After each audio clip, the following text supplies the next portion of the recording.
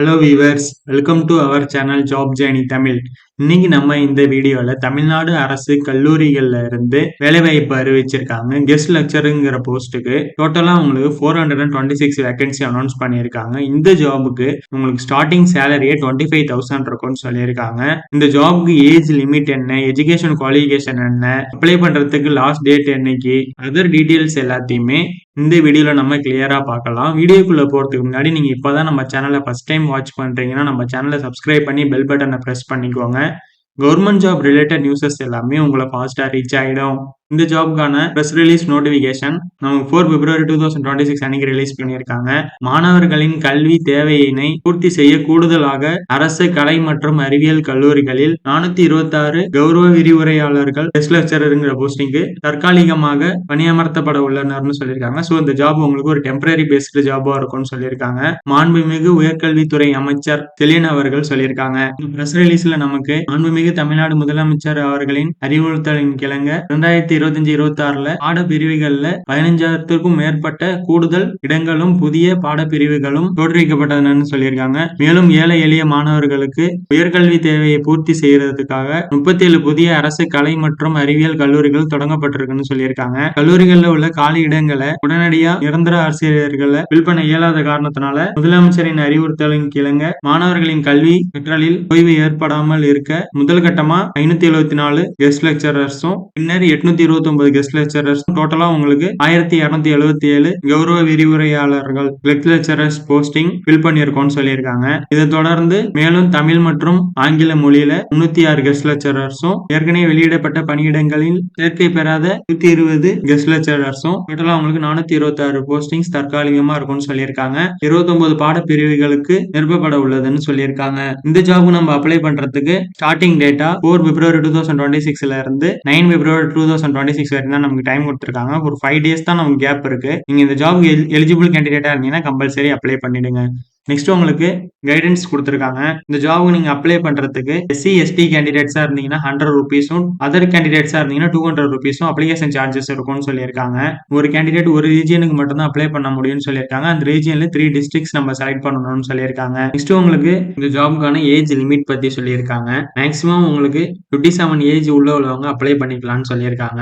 Education குவாலிஃபிகேஷனா post கிராஜுவேட்ல 55% mark score பண்ணிருக்கணும்னு சொல்லியிருக்காங்க. இதே நீங்க எஸ்சி எஸ்டி பிடபிள்யூபிடி கேண்டிடேட்ஸா இருந்தீங்கன்னா 50% மார்க் ஸ்கோர் பண்ணிருக்கணும்னு சொல்லியிருக்காங்க. பிளஸ் நீங்க PhD or NET SET SLET ஏதாவது ஒன்னு கிளியர் பண்ணிருக்கணும்னு சொல்லியிருக்காங்க. இந்த ஜாப்க்கான செலக்ஷன் ப்ராசஸா உங்களோட எஜுகேஷன் குவாலிஃபிகேஷனுக்கு 85 மார்க்ஸும் இன்டர்வியூ வச்சு அதுல உங்களுக்கு 15 மார்க்ஸும் டோட்டலா உங்களுக்கு 100 மார்க்ஸ்க்கு செலக்ஷன் ப்ராசஸ் கண்டக்ட் பண்ணி அதுல மெரிட் லிஸ்ட்ல வர கேண்டிடேட்ஸ்க்கு போஸ்டிங்ஸ் இருக்கும்னு சொல்லியிருக்காங்க. நெக்ஸ்ட் உங்களுக்கு உங்க குவாலிஃபிகேஷனை பேஸ் பண்ணி மார்க்ஸ் எவ்வளவுன்னு இங்க சொல்லியிருக்காங்க. நீங்க PhD plus NET JRE complete பண்ணிருந்தீங்கன்னா 85 மார்க்ஸும் பிஹெச்டி பிளஸ் நெட் மட்டும் கிளியர் பண்ணிருந்தா 83 மார்க்னு சொல்லியிருக்காங்க. PhD plus SET SLET clear பண்ணிருந்தீங்கன்னா 81 மார்க்ஸ் சொல்லியிருக்காங்க. நீங்க வெறும் பிஹெச்டி கம்ப்ளீட் பண்ணிருந்தீங்கன்னா 79 மார்க்ஸ் சொல்லியிருக்காங்க. பிஹெச்டி இல்லாம நெட் பிளஸ் ஜேஆர்இ கம்ப்ளீட் பண்ணிருந்தீங்கன்னா 77 மார்க்னு சொல்லியிருக்காங்க. நீங்க நெட் மட்டும் கிளியர் பண்ணிருந்தீங்கன்னா 75 மார்க்ஸ் தருவோம்னு சொல்லியிருக்காங்க. நீங்க செட்டர் ஸ்லெட் கிளியர் பண்ணிருந்தீங்கன்னா 73 மார்க்ஸ் தருவோம்னு சொல்லியிருக்காங்க. உங்களுக்கு இன்டர்வியூல சப்ஜெக்ட் நாலேஜுக்கு 5 மார்க்ஸோ கம்யூனிகேஷன் ஸ்கில்லுக்கு 5 மார்க்ஸும்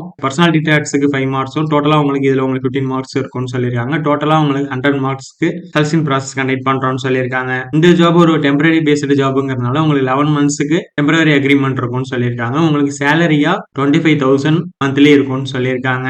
நெக்ஸ்ட் உங்களுக்கு எஜுகேஷன் குவாலிஃபிகேஷன் மார்க்ஸ்ல 1:3ங்கிற ரேஷியோல கேண்டிடேட் ஷார்ட் லிஸ்டிங் பண்ணி லிஸ்ட் ரிலீஸ் பண்ணி இன்டர்வியூக்கு கூப்பிடுவோம்னு சொல்லியிருக்காங்க. இன்டர்வியூக்கு வரப்ப நீங்க உங்களோட ஒரிஜினல் டாக்குமெண்ட்ஸ் எல்லாம் எடுத்துட்டு வரணும்னு சொல்லியிருக்காங்க. நெக்ஸ்ட் இன்டர்வியூல செலக்ட் ஆகிற கேண்டிடேட்ஸ் அவன் அபிஷியல் வெப்சைட்ல ரிலீஸ் பண்ணுவோம்னு சொல்லியிருக்காங்க. செலக்ட் ஆன கேண்டிடேட்ஸ் 5 ஒர்க்கிங் டேஸ்க்குள்ள ஜாப்ல ஜாயின் பண்ணணும்னு சொல்லியிருக்காங்க. அப்படி ஜாயின் பண்ணலன்னா அவங்க ரிஜெக்ட் ஆயிடுவாங்கன்னு சொல்லியிருக்காங்க. நெக்ஸ்ட் உங்களுக்கு இந்த ஜாபுக்கு அப்ளை பண்றதுக்கான மெத்தட்ஸை பத்தி ஃபுல்லா இங்க கிளியரா எக்ஸ்பிளைன் பண்ணி ஒரு பிடிஎஃப் கொடுத்திருக்காங்க.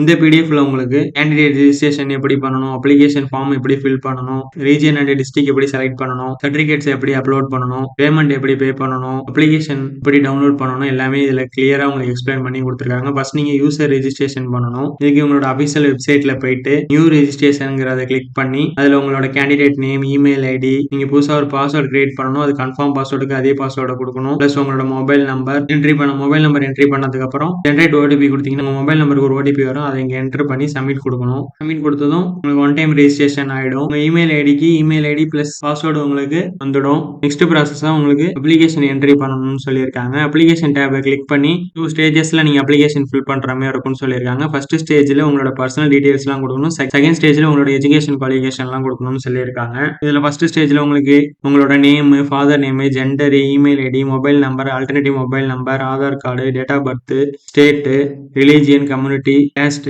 இந்த மாதிரி உங்களோட பர்சனல் டீடைல்ஸ் எல்லாத்தையுமே சப்மிட் பண்ணணும்னு சொல்லியிருக்காங்க. சப்மிட் பண்ணதுக்கு அப்புறம் நெக்ஸ்ட் நீங்க கண்டினியூங்கிற ஆப்ஷனை பிரஸ் பண்ணி எஜுகேஷன் குவாலிஃபிகேஷன் டீடைல்ஸ் சப்மிட் பண்ணணும்னு சொல்லியிருக்காங்க. இதை சப்மிட் பண்ணி முடிச்சதும் நெக்ஸ்ட் நீங்க region and district selection tape click பண்ணி அதுல அவங்க கொடுத்திருக்க 8 ரீஜியன்ல ஒரு ரீஜியனை செலக்ட் பண்ணி அதுல அவங்க கொடுத்திருக்க சென்னை, கோயம்புத்தூர், மதுரை, தருமபுரி, தஞ்சாவூர், திருச்சி, திருநெல்வேலி, வேலூர், இந்த 8 ரீஜியன்ல ஏதாவது ஒரு ரீஜியனை செலக்ட் பண்ணிட்டு இது கீழே வர ஏதாவது ஒரு 3 டிஸ்ட்ரிக்ட் நீங்க செலக்ட் பண்ணணும்னு சொல்லியிருக்காங்க.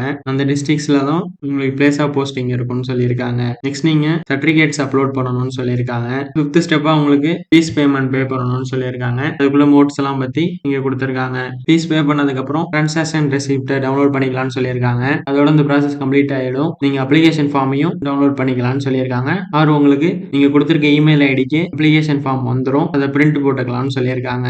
நெக்ஸ்ட் உங்களுக்கு இந்த பிடிஎஃப்ல 426 போஸ்டிங்ஸுக்கும் எந்தெந்த ஊர்ல என்னென்ன சப்ஜெக்ட்டுக்கு வேகன்சி இருக்குங்கிறத கிளியரா எக்ஸ்பிளைன் பண்ணி இங்க கொடுத்திருக்காங்க. பேச்சுலர் ஆஃப் கம்ப்யூட்டர் அப்ளிகேஷன் எம்சிஏக்கு சென்னையில ஒரு வேகன்சி, மதுரையில ஒரு வேகன்சி, ராணிப்பேட்ல ஒரு வேகன்சின்னு உங்களுக்கு டோட்டலா 3 வேகன்சி இருக்குன்னு சொல்லியிருக்காங்க. இதே மாதிரி மேக்ஸ், பிசிக்ஸ், கெமிஸ்ட்ரி எல்லா சப்ஜெக்ட்ஸுக்கும் கொடுத்திருக்காங்க. உங்களுக்கு அதிகமா இங்கிலீஷ்ல அரியலூர்ல 2 வேகன்சி, சென்னையில 21 வேகன்சி, கோயம்புத்தூர்ல 7 வேகன்சி, கடலூர்ல 7 வேகன்சி, தருமபுரியில 8 வேகன்சி, ஈரோடுல 3 வேகன்சி. இதே மாதிரி உங்களுக்கு இங்கிலீஷ் லெக்சரருக்கு மட்டும் 158 வேகன்சி அனௌன்ஸ் பண்ணியிருக்காங்க. நெக்ஸ்ட் உங்களுக்கு அதிகமா தமிழுக்கு கொடுத்திருக்காங்க. அரியலூர்ல 2 வேகன்சி, சென்னையில 21 வேகன்சி, கோயம்புத்தூர்ல 7 வேகன்சி, கடலூர்ல 7 வேகன்சி, தருமபுரியில 7 வேகன்சி. இதே மாதிரி உங்களுக்கு டோட்டல் டிஸ்ட்ரிக்ட்ஸையும் சேர்த்து 157 வேகன்சி தமிழ் லெக்சரருக்கு கொடுத்திருக்காங்க. அதர் சப்ஜெக்ட்ஸ் எல்லாத்தையுமே சேர்த்து உங்களுக்கு டோட்டலா 426 வேகன்சி அனௌன்ஸ் பண்ணியிருக்காங்க. இந்த நோட்டிபிகேஷன்ஸ் எல்லாத்தோட லிங்க்கும் இந்த வீடியோட டிஸ்கிரிப்ஷன்ல நான் கொடுத்திருக்கேன். பிளஸ் உங்களுக்கு அப்ளை பண்றதுக்கான லிங்க்கும் இந்த வீடியோட டிஸ்கிரிப்ஷன்ல நான் கொடுத்திருக்கேன். இந்த வீடியோ உங்களுக்கு யூஸ்ஃபுல்லா இருந்துச்சுன்னா இந்த வீடியோ லைக் பண்ணுங்க, ஷேர் பண்ணுங்க, நம்ம சேனலை சப்ஸ்கிரைப் பண்ணுங்க. தேங்க்ஸ் ஃபார் வாட்சிங்.